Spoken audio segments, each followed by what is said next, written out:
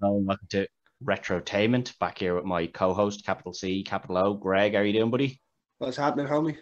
Nothing much, nothing much. We are also joined by a regular on the show in Carl Sherlock, and obviously part of 1/3 of the Retrotainment Recast. How are you doing, Yeah, Carl? buddy. I'm all good. I'm all good. You Ready to might, talk might as some well sharks. might as well be Retrotainment alumni at this stage. Exactly. Well, not alumni because he's not gone. You know, he's still knocking around. I'm part of the He- family. Yeah, He you could be know, gone at any time. he's He he's, doesn't know that. he's the unofficial third host. You know. I mean, we could throw him in that water behind you there and see how long he lasts. Oh, you don't want to go in that water. Not a chance. Um, Obviously, we're continuing on with our Creature Feature February. We'd already previously covered Jaws on this show, which will be uploaded again just after this. So it'll be uploaded during the week. So we couldn't cover Jaws, so we went with the next best thing in terms of a shark film. I don't think there's much debating on that, is there? No, No, absolutely not. there's three things that I've learned from this film. One, it's the second best shark film. Or it's the best shark film not named Jaws. Yeah. Second thing I learned, it's probably, if it's not the best, it's definitely one of the best jump scares of all time. It's got a couple of decent jump scares. In the Sam Jackson. Oh, you didn't expect it, did you? Didn't expect it whatsoever. No, First time I saw it. Nah, to be fair, yeah, you are right. That's an unexpected one. And then the third thing that I learned from this is how to make a damn good omelette. I do like I that. love LL Cool J. He's great in this. Obviously, the film is Deep Blue Sea, released in July 1999. I mean, this battled alongside Anaconda, really. Yeah, it did. Although I think this was released at kind of this was released at the end of summer, so they kind of learned their lesson from, like, Hollywood learned their lesson from Jaws, and we're like, hang on, don't release it before the summer because that's when everyone loses their shit. We'll release it just at the end, so everyone's had their time at the beach. Better off. Yeah. Ratings wise, this might surprise people, but the critic score is actually higher than the audience score in this one. Another one of these. Yeah, I didn't think this would be the case. Critics score, 51 critics gave it 59%. That's rotten. Which isn't great. Yeah, it's not a great. And I mean, I can kind of get it as well to an extent, but audience is 39, and I really don't understand why it's so low. It's definitely not that bad. I know a lot of people that love this movie, like a lot of people. Yeah, I've always said that Jaws is my favorite horror film of all time. Now, whether people consider it a horror or just a creature feature, but either way, it's the top one for me. And this is, it doesn't come close to Jaws in terms of a shark film or anything like that. But for me, it's probably a very easy second.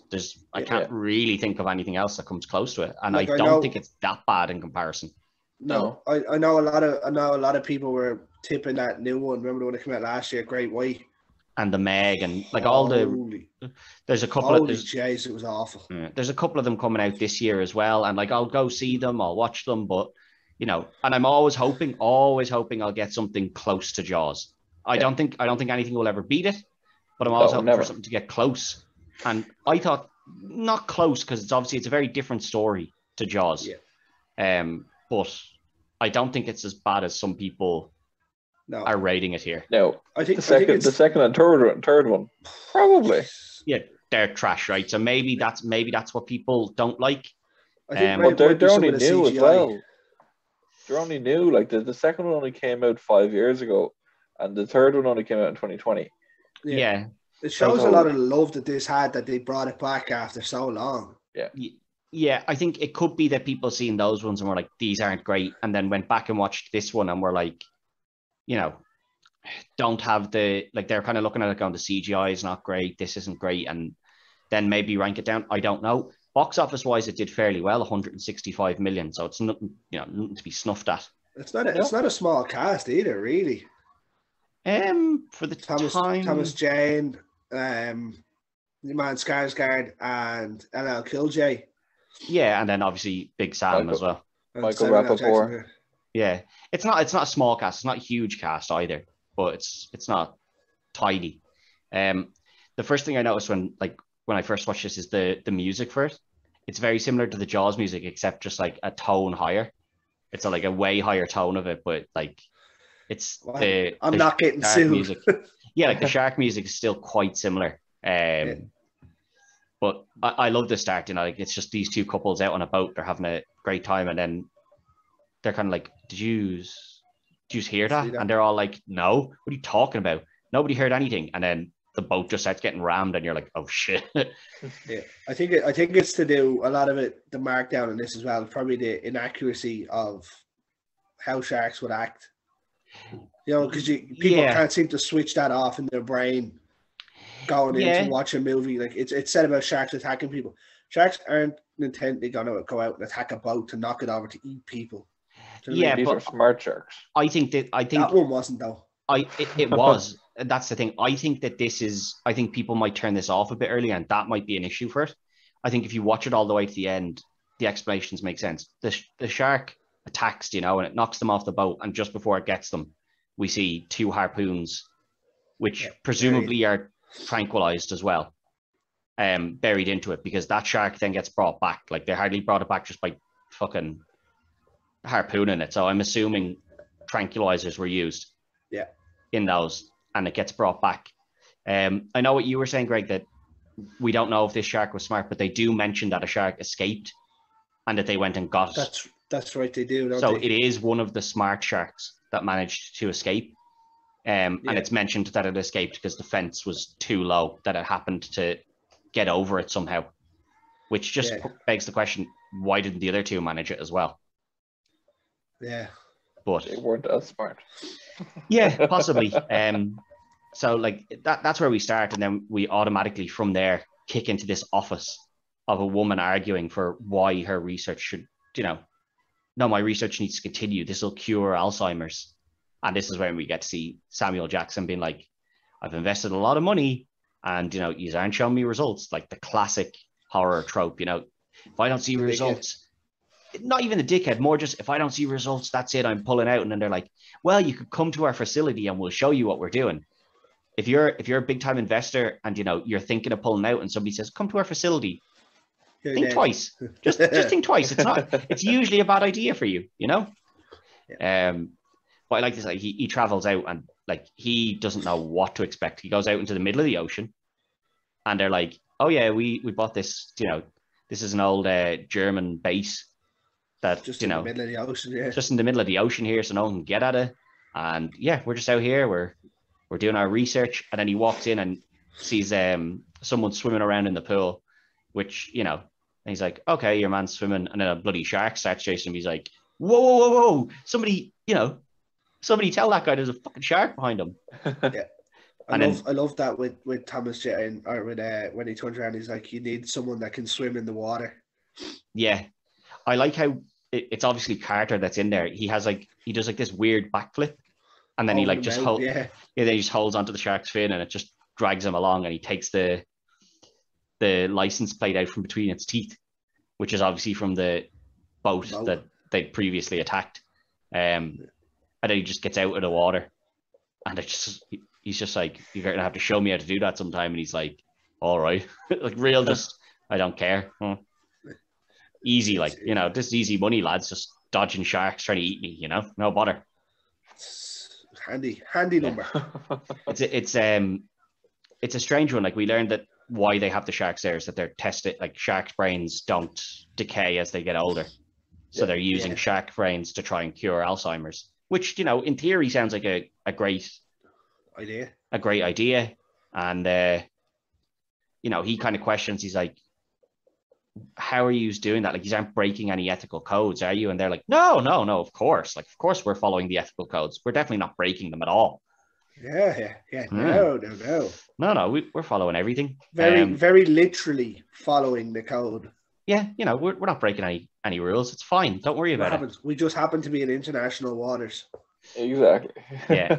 But I like, you know, the first interaction we kind of get between Russell and Russell, which is Sam Jackson's character, and then Carter, is the two of them kind of have done their research on each other. And we keep hearing about this avalanche that Russell survived, but he keeps refusing to talk about it. And he just brings up how Carter has a shady past, and he's like, I just want to make sure you're you know, you're on the legit working here, you know. You've dodgy past. What has you out here? And he's like, no work elsewhere, you know, kind of I was offered a job. Offered a job, and I have a criminal record. I'm not getting nothing else. So, I mean, if I had a criminal record and I was offered that job, I still wouldn't take it. yeah, exactly. But, you know, I suppose times are tough. The man needed some money. Yeah. Well, I mean, you're not going to pay for it out there, so you'll be saving all those dollars. Yeah, well, they do get to go home if they want. He obviously just doesn't seem to bother going but that's home. what I mean. Like, you stay there, you get fed and everything. Yeah, true. Yeah. We then see, you know, McAllister, who's the scientist. She gets called up onto deck when everyone else has gone home. And it's like, you know, it's kind of stormy and everything. You're like, whoa, it's kind of like a fake out here. You're like, oh, what's going to happen here? You're all in trouble now. Yeah, like somebody just called her up here and now it's gone completely quiet. And then the flare guns are getting set off. And you're like, what the fuck is going on here? And they're meant to be fireworks now. They're using them as fireworks. It's her birthday. And they're all having a great old time now. Fucking, don't know if I'd be having a few drinks around a pool that, you know, we actively know that we're putting sharks into. Yeah. Super smart sharks.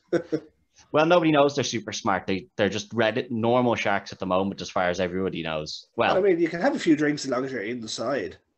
But they're not. That's the problem. They're outside. You're like, no, but as long as you're inside, you wouldn't care. Yeah, exactly. It's the fact that they are out here and LL Cool J's on the bar serving out the drinks. He's so good. LL's brilliant in this. He's probably the best in this. I love how he talks to the parrot all the time. Yeah. I don't want to hear Bird, I don't want to hear any more of your shit. But you know, like he's serving out the drinks, and then Carter gets McAllister alone, and he says, "Listen, something's up with these sharks. You know, they're hunting in packs," because he watched them at feeding time, and he's like, "They're hunting in a pack. That's not how sharks normally operate." And she kind of just says to him, "Listen, I know your past. Basically, keep your mouth shut, or you won't have a job." Which is the first indication of, you know, we know who the baddie here is. You're one of the baddies here, aren't you? And what a baddie. Yeah, well, you know, she tells him to keep his mouth shut, and he does to an extent, but well, while it's benefiting him, he does. Yeah. Well, I mean, like, who else is he going to tell? He's brought it to her, and no, I know, but like, as long as he isn't in any way of danger, he doesn't care. Yeah, exactly. They go back down into the kind of living quarters here, and then the big old storm hits, which is what kind of sends them down. They're like, great. They knew there was a storm incoming because obviously they have all the machines. So they go down, and Brenda's sitting up in the tower. Yeah, but they go down and they're like, right, we need to get one of these sharks in so we can do a test on it to see how its brain activity is. So they send Carter down to get it. And as he goes down, he's in like that kind of like hallway sort of thing that's underwater. And they just attack. Yeah, they just attack from each side. And then they swim backwards. And we hear, you know, just like dogs can't look up, sharks can't swim backwards. Big Al is correct with that. Dogs can't look up. Yeah, like I know dogs can't look up, but sharks can't swim backwards. But they clearly do in this. Yeah. And Russell notices, did they recognize that gun? Because when Carter points the gun that they back off. And he's like, they've recognized that gun. What is going on here? And then, you know, we see the cameras go down.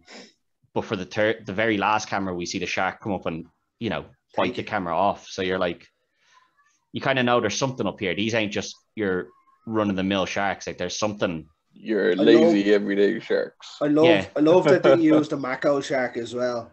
Yeah. So they're lightning quick and they're extremely aggressive in real life. Yeah. And this is the thing, like, and we do hear earlier on, like at one point when Carter's talking to Russell, he's like, are you not afraid when you're in the water with the shark? He's like, he kind of says it. He's like, no, sharks don't like the taste of human. Like, the only reason they'll bite you is because they only bite you. The only reason they ever bite someone is because they think it's a seal. Like, they don't hunt human. Yeah. Overall, they don't anyway. Bull sharks will. Yeah, but you know what I mean? Like, he was kind of like, you know, sticking to the accuracy of like how sharks hunt. He was like, yeah, like this is the case.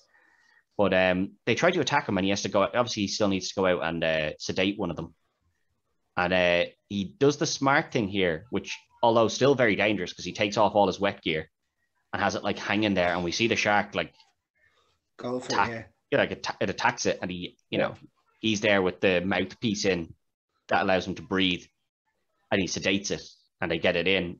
But it shows that he understood that the shark was hunting him. He already understood. Do you know what would have made this better? If they had done the water world and given gills. I don't know. That might have been a bit much. Then he would have just absolutely nobody ever. Yeah, but you just came up with the fourth installment of Deep Blue Sea. Yeah, that's the next one. It's a Hit me up here, guys. I'm available all day. I'm available for the next 7 days. But anyway, everyone has gills. Makes it that much easier. They can swim with the sharks for longer. But the longer you stay down, the more likely you are to get eaten. I don't know. Maybe that is the next film. I don't know. I'm not watching the other two, so yeah. It doesn't matter. I do like they get the shark in here, and even when they have it, sedated and it's in the tank for testing, it's never around. Yeah, it's never completely rested. Like they bring the kind of machine down that like drills into its skull, into the brain. Like that noise when it pierces through its head is just rotten. Yeah, but like even when it's like a squeak. When they try to do that the first time, it kind of reacts to it, and then even while they're taking the sample out of the brain, the fin is kind of swimming backwards and forwards and stuff. I love that Carter's sitting in the tank with him. He's just rubbing it down like it was a dog or something. Yeah, it's an interesting one because it shows that even though like the heart signs and the vitals and all were showing that it was asleep, it's clearly more active than it should be. Yeah, everything's just slowed down, I think, rather than asleep. Yeah, the brain moves so much quicker now. But it's kind of like it's playing them as well. Like, yes, the tranquilizer has worked, but not as well as they think, and the shark seems to be kind of playing up to that. Yeah, he's shaking it off quicker, or whatever. But they do their tests and they inject it into the brain cells or like the cells of someone with Alzheimer's, and they're like, what we're waiting for here is to see electricity spark in the cells. Yeah. And it works, and they count it down, and they're like 1,000. They're kind of like, it worked. This is great. Like, we've cured Alzheimer's, and they're all off celebrating. And it's great. Like, and it's a great. Actually, it'd be like this now. it's a great accomplishment, but poor old Jim walks a little bit too close to the shark with his cigarette. Idiot. Yeah, and that's his arm gone. This is proper idiotic right here. I suppose it is and it isn't, because they expect the shark is still going to be sedated for quite a bit of time. Don't care. The man has had alcohol in his system, and you've got a 5,000-pound shark with a big mouthful of teeth in front of you. Yeah, but also, it's meant to be sedated. I can kind of see why he's like he doesn't go right up to it and like put his hand on it. No, he's just relatively near it. But that was a good jump scare actually, where they run the shark off here. Bill Skarsgård is very good as sorry, not Bill Skarsgård. Eric, is it? Eric Skarsgård, the dad he's very good at these sort of roles of the arrogant teacher, scientist, like the arrogant scientist teacher. Like, he's great in Good Will Hunting as well. He's just like, I'm great. Even in Thor, he's very good. Yeah, like all of those roles where he's the arrogant genius, he's very good at it. But he gets his arm bitten off here, and Carter panics and he's like, right, time to kill that shark. It's gone wild. Obviously, goes to get the gun. One of his many times of slipping in this movie. Yeah, which I think works quite well, because if the floor is going to be completely covered in water, people should be slipping and sliding everywhere. So I think it does work quite well that he kind of slips a lot. But he goes to get the gun, and then we see McAllister presses the button to release the shark back down into the tank, because obviously she's more concerned with the scientific revelations than, if we kill that shark, we're back to square one. So theoretically, though, if you think about it, if they have 3 sharks, would they not all have been the same, really? You would think so, yeah, but obviously this one must be this is the first one this is the first one that's worked. So they obviously want to keep this one. The other 2 maybe just haven't worked yet. So they call in, medical help but it's a storm. Like, terrible idea. Let's get this chopper in. I know the man has his arm bitten off, but like, soldier the wound, you'll be fine. Like, it was, they bring in this chopper, and I actually think this scene is quite good. Yeah, I think this scene is quite good because they get him on the dolly, and the storm is raging, so everyone's slipping and sliding everywhere as they're trying to like get it onto the chopper, and then it's getting winched up, and then the winch gets stuck because of the bad weather, and then it like shoots back down into the water, and they're like, right, get it back up. But the shark has now grabbed a hold of him underwater, and it drags the entire chopper down. Yeah. Straight into poor Brenda. Yeah, everyone else has managed to get back inside, so they actually don't know that this has happened yet. They've got back inside, and they've gone back down to where the attack happened. And the next thing they see is this shark swimming at them real quick with a... You just see the Gordy coming. Yeah. Yeah, they see something in its mouth, and then the shark like throws it at them, and it's it's a bit... like, this bit's a bit silly because he's still alive. And you're like, well... He's still alive, but he has oxygen in his mouth. Yeah, he does, but like... So you can tell he's in shock because he's shaking. Yeah, but he has oxygen. He has the oxygen mask on, but it's not connected to anything anymore. I'd say it probably is connected to a tank on the dolly. I don't think so. Like, maybe that was the plan that it was meant to be, but it doesn't look like it in the film. Either way, if that shark has swam you around underwater like that, you're probably dead. You're probably dead, yeah. But, yeah. I'm fucked. But he gets thrown at it, and it smashes this big, protective glass screen. I love it there. And he's like, that it's reinforced glass or something. Yeah. And it just starts cracking. They're like, they kind of take a bit of a while, though. They kind of look at it, and they're like, let's hope it doesn't break. I would be gone. I'd be like, listen. Is it the big chunk of glass that hits the ground? Yeah, that's when they're like, let's move. Yeah. It's Russell eventually goes, right, let's get the fuck out of here. And he's like, let's go. So they all start to run, and obviously the glass breaks, the water starts rushing in, and they go out the door. And number 27. This happens loads. Like, they keep, every time they go through one of these doors where it's like, we're gonna drown if we don't get through this door. This happens a lot in the film. They just about get through the door and just about get it closed. It happens like it's at least 7 or 8. Yeah, it happens 7 or 8 times in the film. You're kind of like, once or twice, maybe, lads. You can't keep doing it. They go to the well quite a lot for a few things in this. They do, yeah. It's a bit of a. It's a bit of a question. Like, it's a bit of a questionable one. It is. What I do like is that while all this is happening, up in the kitchen we have LL Cool J, and he's recording. No, he's picked up this bottle of like rum or whiskey or whatever, and he's like, well, it must be what the Lord wants. So he starts drinking it down, and he's just wandering around, and he's just off on his own, has no one around him. He's just wandering around. No idea anything like this is happening. Yeah, and I mean, that's the safest place to be in a horror movie, on your own. It sort of is, but like, he starts wandering around, and he sees bits of water like coming down, and then eventually he goes up this stairwell, and he's like, oh, wrong way, because there's a whole lot of water coming down this stairwell. But while that's happening, the boys have, like, the other guys have all decided, we'll go outside. And then they're like, oh, we can't go outside, and the elevator's broken, and the stairs are gone, so we better take we better go all the way down to the bottom to get the 2-person submarine, and then go back up with the 2-person submarine to the top, and then somebody will come back down, and then go up and down and up and down. And you're just like, that is a lot of work to get. Like, I know if you're stuck down there, I suppose that is what you're going to have to do, but you'd be fucking sick of that submarine if you were the person going up and down the whole time. I mean, there's only one person who's really going to be driving that up and down. Carter, poor Cooker, up and down, up and down. I mean, what they're saying about the shark is the shark will figure it out quite quickly what they're doing. Yeah, and this is the thing. Like, it's as they're going down, they're making their way down to the next level. They have to get past a door, and they hear the shark ramming against the door. And I love how the first thing that they come out with is, what's that noise?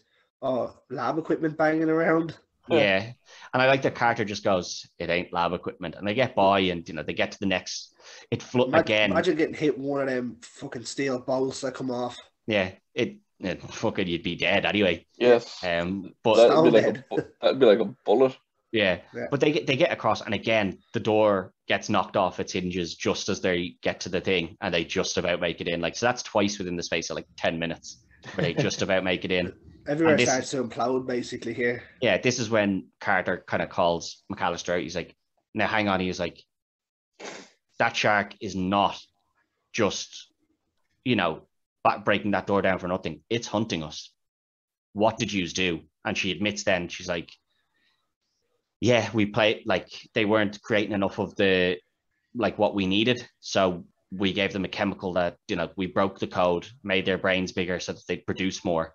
And, as a side effect, they're now smarter. You get the line, Jesus Christ. You get the line here where it's like, you got God's oldest killing machine, brains and raw power. Or was it God's oldest killing machine, hunting skills and will to hunt? Yeah, it's insane. But, they now know that they're being hunted by these sharks. And what I like here is that Russell brings out the point. He's like, it's now smart. What's its end game? What does it want? Like, it's not just hunting us for fun, because it's not, there's what every shark wants. But they don't know. He's like, what is their end game? And they're all like, I don't know. So we'll just keep going, I guess. We know what it wants. Yeah, everyone watching knows. But I suppose if you were in that situation, you'd probably panic and be like, I don't fucking know. Let's just get out of here. Which is when we see Preacher, it cuts back to Preacher, who's been chased into the kitchen again. He's just walking along. You see the fin coming up, and you're like, yeah. I like this. He gets into the kitchen, and he's up on the he's up on the he's on the shelves sort of thing, and he's like trying to get the bird to come over to him, and the shark just eats it. Oh, come on, bird! Bring your stupid ass over here, bird! Yeah, and it just about doesn't get his hand, and that's when he manages to get himself into the oven. Yeah. Cook dies in his own oven. This is kind of a weird one, because the shark is like ramming at the oven, and then it just happens to turn on. He hits the knob or something, doesn't he? Like, it's clearly not purposely done though. Like, it's just a thing. Oh yeah, it's just hit it, because you see him hitting all angles of it. Yeah, which is what I like. They don't make the sharks, super intelligent, that it's like. Yeah, but then the moment that he turns the oven on, the shark goes away. Yeah, it does to an extent. But I like that he's like hammering at the roof of it to get up into the next part of the oven. And the shark's back, and it's like hammering on the glass. He's cracked it. And he eventually cracks it, but he gets out into the top, jumps over the top of the shark, and swims his way to the door. And he just has his lighter. And he this for eating my bird. He just fires it back. Just blows up the shark. It's a great killing scene for the shark, to be honest. Yeah. LL Cool J is so good though. As the Preacher, he's very, very solid, isn't he? Like, yeah. But the rest of the guys we're one shark down. Yeah, we're one shark down, and thankfully, it was, and I like this because it's kind of like, how would we kill a shark? And they were like, let's just come up with something kind of insane that like feasibly could work. But like, do you think also that's a bit of a throw to Jaws as well? I would say so. The shark up. I would say so. I'd say everything in this is nearly a throw to Jaws. I think shark movie has to have it somewhere. Yeah, but he blows up the first shark, and then it cuts back to the guys down in the submarine, and they see the sub is wrecked. Clearly, the sharks have managed to get up at the sub, which is something that they do recognize, because Carter says it to Russell. He's like, I would not stand too close to the edge of that. Clearly, they've been up and destroyed that sub. I would not be standing too close to that. But they kind of start to argue, Scoggins and McAllister argue about whether they should just stay exactly where they are, or if they should take the risk of Scoggins' idea of taking the emergency shaft back up. Yeah, I love that he's like, once you open that, it's kind of pressurizing. Yeah, I love here that Russell comes in and he's like, you need to stop fighting, and he was like, listen, I survived the avalanche. He's like, out of everyone that was there, 7 of us survived the original avalanche, but only 5 of us came back to civilization. And he was like, and it wasn't the snow that killed them. And you're just like, man, this lad has lived with this. Like, this story has kind of come up a few times about him surviving the avalanche, and he just keeps refusing to talk about it. I mean, is that like you remember that film Alive? Yeah. They done the same thing with that, didn't they? But like he even mentions, he's like, we all agreed we would never mention what happened. So it's not just that they got killed, you know, like it's very, they don't say it flat out, but obviously what happened is they killed two of them and ate them to survive. Like that's clearly well, maybe not even killed them, maybe just ate them. Well, he said the fighting broke out. So I'm imagining the two fights broke out and two people got killed. And then they were like, well, listen, they're already dead. And like, we need to survive. So let's just let's just go for it here. All well and good, you know what I mean? But it's funny, like, not funny, but he's like, you know, he's kept this secret for so many years, never told anyone. And then he tells continues to stand near this big hole that clearly a shark has come up. And then this is, as you mentioned, Carl, one of the bigger jump scares, because it's a really impassioned, powerful speech. And you're like, okay, yeah. So like, this is where they're going to rally together. Nope. Straight down. Yeah. I love it that he's like, the water's murky. Yeah. Just dragged straight down. And this sets Scoggins off. He like starts panicking down there. And he's just like, nah, man, I'm not going anywhere. I'm staying here. This is it. Like someone will come get us. And Carter has to kind of calm him down. And he's like, how much pressure can the tower take before this breaks? How much pressure before this breaks? And he's like, he's a genius, isn't he? Scoggins is a genius. Yeah. And he's like, he's a numerical genius. Like, yeah, he's like, work it out. Can we survive if we stay here? And the maths works out that no, we can't. Like, the walls will crumble and kill us if we stay here. We have to go up that shaft. Yeah. And I do, like, again, they just about get into the shaft and the fucking just about get the door closed. This one was a bit different though, wasn't it? Because they said that once they get in, the pressure is going to cause the water to flood. Yeah. So that one you can kind of understand. Yeah, but it's the same thing. They get in and just about get the door closed in time. No, that's what I mean. No, the pressure in this one is the reason. It's just about. Yeah, but this is already the third or fourth time that they've just about managed to close a door after going through it. I mean, the only two real legitimate ones though really are this and the first one. Yeah. I like that they start climbing up this ladder, right? And they're just, you can see the elevator burning above them and you're like, we're just climbing up at a big burning. Climbing up the hell. Yeah, like what the hell are we doing? You can't stay on that level because... I know, yeah, but you're just like, you're looking up and you're like, oh, I don't know if I want to climb all the way up to this. It's a great visual. Thing. It is. It looks brilliant. And as you said, it's climbing up to hell. It's a great, fantastic visual for them. And then you can hear the door going below them. Yeah, you hear the door starts, something smashing into it. And this is when Carter kind of leans off the side of the ladder and tells Scoggins to go by. And he's like, go by me. And he's like, why? And he's like, because what I'm going to do is I'm going to get that door open to level it out. So like this water will flood out into that one and that'll stop the water rising as quickly when that shark finally breaks down that fucking door down there. Yeah, which is a good idea. It's a good idea. However, it just about works. He just about makes it back onto that ladder in time for the shark not to get him. Yeah. And off he goes back up again. And then we see the ladder kind of just collapses over. And three of them managed to hold on, but unfortunately, poor little Jane straight down into the shots on. Straight down into the shark infested waters, and it doesn't. I love how she starts to come back out, and the shark just has her in between. Yeah, it's pushed her up to prove to them, yeah, I've got her. What are you going to do about it? Nothing is the answer. But like, this is when we see Carter kind of finally give up. Like, he's been very positive the whole time. Like, we can get out of this. We can get out of this. Yeah. This is where he's like, head starts to drop. Yeah, he's like, we are fucked because they can't reach the lip to get up onto the second floor to get the door open. And that's when slowly coming. Yeah, that's when the main man of the hour shows up, Preacher, and he just shows up and he's like, hey guys, you just need a hand? I'll get you up here. He just happens to have a rope with him. Yeah, he's just made a nice little rope for himself. Come on up, guys. I think he was going to use that to get down.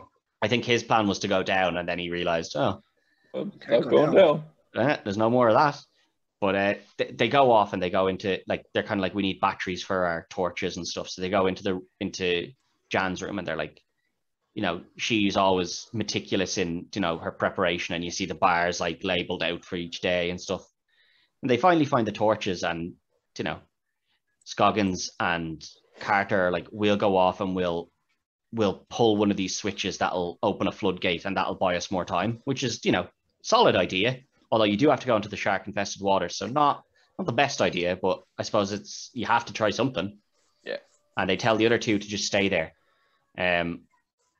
McAllister again just shows that all she cares about is getting that research. Yeah. Like she is not a good person in this entire film. No. The whole time, all she cares about is that research, and she keeps mentioning it. Some people have to die for the research. That's okay. I'm pretty sure that's not how life works, love. Yeah. Sorry. No, well, to be fair, it is how life works. Certain times research is. Like, oh yeah, no, I understand that. Like technically, the people that have died already will have died for nothing, really. Yeah, if like this research, and she keeps making that point. But this is when we get the how to make the best fried egg, and I love that. Like it starts out, it's a real serious. I've been a father, and like an alcoholic, and recovered, and I've been a preacher, and I've been this. It's like, so this is my final message. Now, the perfect way to make an omelet, and his tone just changes so quickly. You're like, 2 eggs, not 3. Yeah, I love Never that. 3. I love that. That's his tone changes because he's just accepted. Like, I may or may not make this. Like, and he then takes it and puts it into like a little plastic bag that he's going to throw into the water so that it'll resurface somewhere, and someone will have his message of how to make the perfect omelet. Don't use milk. Yeah, some people make that mistake. This is when we get to see the second shark. One of the 2 remaining sharks manages to kill Scoggins, unfortunately. Big Scog, he long gone. Poor fella. Like, they just about get the thing done to release the water. Yeah, and you can see it coming now a mile away. Yeah, you knew somebody was going here. Like, the kills ramped up after, the first kill. They really start to speed up a bit here. Well, I mean, it's a long time coming before the first one. Yeah, I think you're about 30 or 40 minutes in before the first sort of kill, which is, a good chunk of time into it. But McAllister's gone off on her own, which, if you're on your own from the start, it's not too bad, But the trope is if you split off, you're going to be... And I like she goes into the room and locks the door. Yeah. And you're like, okay, so she, she's been smart. She's like, I'll lock the door. Nothing's in here.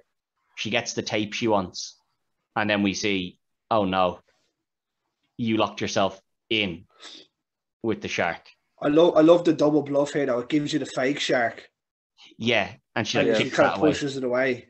Yeah, I do like how she kills this shark because obviously she has the wetsuit on and she takes the wetsuit off. She is sexy. But like she takes the wetsuit off to stand on it to stop the conductor hitting her. Yeah, and I'll allow it. And then pulls the electrical wires down and fries the shark, which is it's a great killing scene, but it ruins her research as well. Yes. Well, the shark has eaten the research. I don't think the shark has eaten the research yet because it's still floating out in the water. She went to reach it and it went to bite at her hand, but the research just floated off. But the electricity fried that research good, along with the shark. So we're 2 sharks down now. Now it's time for the big one. 2 down, 1 to go. Yeah, the big one's the one left. Always the way, you get the two easy boys and then left with the final boss. We've seen that in the previous film that we did with Anaconda too. Yeah, you kill one, then you have to get the bigger one as well. So it's down to your final 3 here, and they get into this pod that they're like, right, we're gonna release the water in here, and then the pressure will build. I'll open the lid and then we need to swim up, and they're like, it's 60 feet to the surface. And they've got too fast either. Yeah, don't go too fast, that's why they're not allowed to wear the life vests, because he's like, it'll scramble your brain if you go up that fast. You get the bends. Yeah, and I do like this because they're like, the shark reacts to quick movement and to colors. So he makes a plan. He's like, we'll have these as distractions so that we can get up. Yeah. And, they just about make it up, and you think, okay, you're right, you're going to have 3 people survive, and then poor old preacher. Yeah, he just gets dragged off. Look, he gets dragged off. The other 2 manage to make it back to safety, But Preacher isn't going down without a fight. That cross that he bears on his chest is a nasty weapon. As he gets a few stab wounds in on its head before finally jabbing it in the eye, and it lets him go. The eye. Yeah, it lets him go, and they get him back onto dry land. I did like when they're down in the thing and the water's starting to rise, that he kind of recites the scripture to them, but he changes. But he changes it as it gets further and further into it, and he's like, "We will survive these fucking sharks." So like he just, It goes full on gangster. Yeah, it goes from being like, I'm a preacher to like, all I give a fuck about is getting out of here. Like I don't care who I have to pray to or what. But they heal him up, and they're like, he'll survive if we survive. But like other than that, survive. Yeah. So they get the gun, like they have the harpoon gun they've worked out what the plan was, because they've blown up all this stuff, which has allowed the shark to get up to the higher levels so it can escape into the wild. And they've now worked out what the plan was. Yeah. What does a 5,000-pound mako shark with super smart brain think of? Getting free. The deep blue sea. It just thinks of the deep blue sea, the old film name. They do say it, and I do love that. That's what I love when films do that. But they go, the shark clearly wants to be free, so they kind of make bullets into the harpoons, and it's got to be connected back to this battery. So when you connect it to the battery, it'll just blow it up. But they only have one shot. And the shark is underwater, and they just can't hit it. It's too far away. It's too far away, and it's underwater. This is where McAllister makes a slight redemption story. I still don't think her redemption is good, like a great redemption here. She cuts her hand, gets in the water, and you're like, okay, I can see what she's doing here. You get the stupid thing. I know how to get her. What? You bait her. Yeah, but she cuts her hand, like they sense blood. Just drop it in. Just stick your hand in the water for a bit. Don't get in it yourself. And then get out. And I mean, they're still out in the ocean. That's salt water. That is going to sting like fuck. Oh, yeah. The whole time that's going to be stinging like fuck. But she jumps in, and then her plan is to climb out, and obviously the ladder rung breaks. And then you see Carter diving in. He does that run and dive in to try and save her. This I don't get, because like you kind of get the flirty bit of them early in the film, and then he clearly he's disdainful of her the rest of the film because she's made these sharks smarter and basically cost them their life. But yes, of course. But again, he doesn't want someone to he's not the bad guy. No, he's not the bad guy, but like they're still kind of playing up on, like, even before Scoggins dies, they're playing up on this whole thing of, there's still like a romantic entanglement there, and you're like, you probably should have just let that go when she kind of said, "Shut your mouth, or I'm gonna fucking fire you." It's a very Han Solo and Princess Leia thing they have going on. Sort of, yeah. Except she's like a real bitch to him, like basically like, "I'll get you fired if you bring this up." Oh yeah, I did genetically alter them and make them more dangerous. Yeah, I did all these things. But the shark kills her, and he's still in the water. And he kind of just swims at the shark, and eventually does his little signature flip over the shark. And he's like now riding it around, and we see the main man himself, Preacher, back up there with the gun. And shoot it. Shoots the harpoon. He shoots the harpoon, misses, and sticks it through Carter's hand. Of all the shark to hit, he hits the one bit that isn't shark. 30 feet of a shark, and you hit me. Yeah, and I do like that. The leg, yeah. He says that to him. He's like, "Of all the things, you hit me," but he manages to get it out of his leg and sticks it into the shark. And he's like, "Just."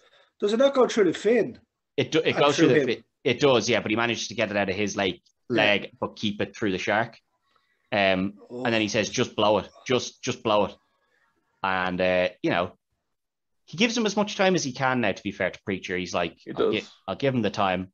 But just as the shark breaks free into the ocean, which you can't let that happen. It's like, this is a super intelligent shark, and it's let free into the ocean. It's going to be fucking real trouble. News. So he blows it up, and you think, you're kind of meant to think, well, that's Carter dead as well. But obviously, having watched these films and stuff before, you kind of know, nah, he's the main hero. He's going to survive. And he just about survives, and they swim back. And I like this, they get back up onto the the little bit of like The ledge. rubble and stuff that's left, and they're both just lying there, and they're like,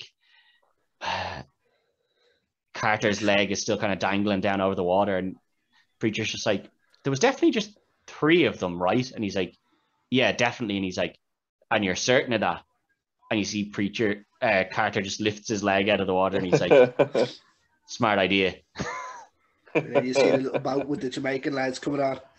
That's the rest of the crew that had gone home over the weekend. Yeah. Have come back, and they're like, oh, here comes the shift to relieve us. Imagine being the guys coming up ready to go back to work. What the hell happened here? What the fuck? The whole place is blown up. What the hell are we doing out here? The darkest timeline. Yeah. And then they're like, right, time for us to go home. So, and they just lay down on the rock, and that's how it ends. It's an entertaining film. Like I genuinely I don't understand why it's so badly rated. I think it's quite fun. And it has its jump scares. There's a lot of cliches in it, oh, we just about made it through. Oh, we just did this. And every time it's a poor redemption arc. I see what they were going for with her. It didn't work. That's probably my biggest issue, is the redemption arc just does not work. They don't give her enough time to redeem herself, because she's still she's still too concerned with her research up until way too late. Yeah. But it is what it is, and I think the film's quite enjoyable. I don't think it really lends itself to make a second one. I think if they'd let one of the sharks, I think that's why they waited. Yeah, if 18 years, if they'd probably let one of the sharks escape, you would have left yourself open. But true. I suppose you kind of have to kill off the shark as well to end the film. Yeah. So it's kind of one or the other. It's enjoyable. It's definitely, for me, as we said, the second best shark film, I think. I always hope that something else will come along and be better than this. But maybe that new one that's coming out this year, Requiem. There's a couple of new ones coming out this year, so I always hold high hope, but I'm always highly disappointed as well. Disappointed. So yeah, I'm always highly disappointed. It's a good creature feature though. Like it is. Don't forget that the Meg 2 is coming out as well. Yeah, I don't even want to talk about that. The first one. This film, we'll stick with this film because at least it's a half decent shark film. More than half decent, I think, is to be fair. Even if critics and audience don't. I'd say it's on the upper end of a B. I would say it's a high end B, and like maybe if you want to be generous, pushes into the very, very bottom of an A. Like I'd say the only way you'd put it into an A class is because there's not very many good shark films. Yeah. That'd be the only reason to get an A. I'd definitely be happy saying high B though. Well, that's what I mean. Like, it's definitely a high B. I could see an argument being made for a very, very, just scraping into an A if you tweak the circumstances, Is this for shark movies? Yeah. Yeah. If you were saying shark movie, this is for creature features. So I think there's quite a lot of bad creature features out there. So if you had to put something in an A, you've definitely got Jaws as an A, Yeah. And then you're kind of talking, there's not a whole lot of other A ones out there. Remember, any of you ever see That Creature? No. Peter Benchley done it. It's about a shark that they made that can walk on land. Oh, I do like the sound of that, like Sharknado. I love, but this thing is like it's a legitimate movie that they made from a book. Yeah. Now you see, the thing is, like, I love the likes of Sharknado and stuff because they're good fun to watch. They're meant to be dumb. You're not meant to be taking it seriously. It's meant to be kind of a joke on the horror genre, which is fine. That creature one isn't. That's it. No, I know. That's what I mean. That one's not. But like, there is other ones out there that are meant to be a bit of a gag to the thing, like Sharknado and stuff. But yeah, I quite enjoy this. I don't understand the hatred for it. I think I think it still holds up quite well. The sharks don't look great in the attacks. Yeah, have you noticed the sharks are very, very similar to the snake and anaconda? Yeah, they're clearly CGI'd, and this is when they first started trying to use CGI, and it didn't look great. Yeah. I'd say it probably could have even been the same company that done it. It could have been. I didn't look into that, but it's an enjoyable one. Of all, we were saying that one of the old horror tropes back in the 80s and stuff was that, the black guy always dies. It's still a horror trope. Still a horror trope, yeah. That's 2 in a row now that we've had Anaconda, where the black guy doesn't die, and that's both rappers too. Yeah, both rappers, so both straight up gangsters, straight up G's. Maybe that's how they survive. Did you notice both of them were bitten by said creature? Exactly, that's what I was going to say. We had Anaconda was our last episode, and obviously we had the survivor. With Ice Cube surviving there, and then in this one we have LL Cool J. So it's love Cool J. As much of a trope as it is, and I know a lot of people now say they're trying to get away from that trope. This does show that even back in like the late 90s, early 2000s, that the trope had kind of died out a little bit. Jackson still bit it. Yeah, he did, but I mean, that's because they had 2 black characters. They couldn't have both survive. I mean, I suppose Sam Jackson needed to be fair, after his big revelation that he's basically a cannibal. I do suppose, like, normally it's a token black guy. Yeah, and this time they went away from that. Yeah. It's I wouldn't. If someone asked me, they wanted to watch a creature feature that they would enjoy, this would be there for me. Oh yeah, it's good crack. And you don't have to pay too much attention to it. Yeah, you can kind of walk away for a minute or two. It's not as hunty as Jaws. Like Jaws is a lot more, predator. Stalky, yeah. Yeah, like it's stalking them. Whereas in this, it's just like, okay, the sharks are super intelligent. Look, this film knows it's a B movie and it plays off it. It does, yeah. And that's the main thing. I mean, there's generally nothing wrong with being a B movie, though. No, and I don't think anyone really puts in a bad role in this. To be honest, I think everyone does their part quite well. I think everyone's acting is quite on point in it as well. Yeah. So it's out of the creature features we've done for this month. I don't know. This might be maybe the best one. I think Anaconda still. I probably put this ahead of Anaconda myself. Maybe it's just my bias towards snakes. It could be my bias towards shark films as well, but maybe Carl will have to be the deciding vote, but we won't put him on the spot. We won't put him on the spot now. I haven't seen Anaconda in so long. We won't put him on the spot you have John Voight with his great weird accent. Yeah, but you also have certain singers come actresses who are quite poor in the film in Anaconda. So you also have Danny Trejo, though. You do have Danny Trejo for a couple of minutes before he gets killed. But I know, you're probably right. This is probably better overall. I think this is probably the best of them. But we'll leave it there, and we'll be back with one last creature feature during the week. Carl may or may not be joining us. We'll have to wait and see. But until then, good luck. Fun.